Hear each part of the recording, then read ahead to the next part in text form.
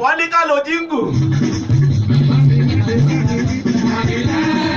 Mubaraki ẹ bá bá làwọn jíngù ẹ dákun tó dé ojú ògò orí ẹ wà ń bẹ a máa lórí yẹn láàsì náà ní Abẹ́òkúta.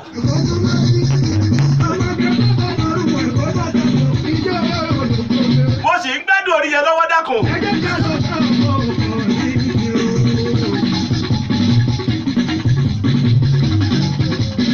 ẹ jẹ́ ká lọ sí ẹ̀ka polówó ọjà.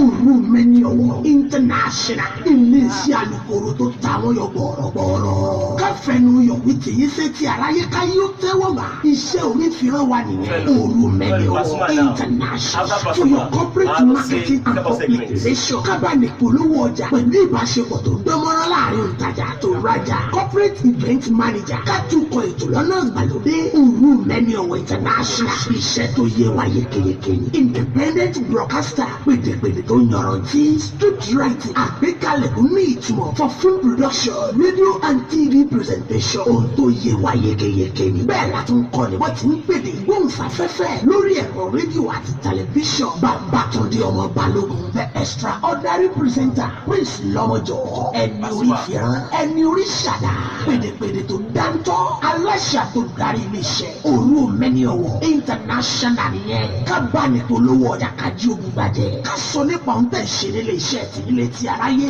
ẹ lè kàn sí wa lórí ilé iṣẹ́ wa. Glass House Gospel bus stop behind Ilemanu Lagos Ibadan expressway tàbí kẹ́ ẹ pè lórí àwọn ẹ̀rọ ìbánisọ̀rọ̀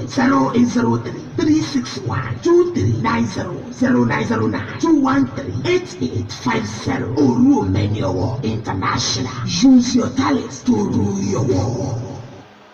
ẹbí kí sílù káwọn yẹn gbàjọ náà torí kò ní wà pa kò lọ àbọ̀ lọ. tọmọdé lábàá bẹ̀ dá.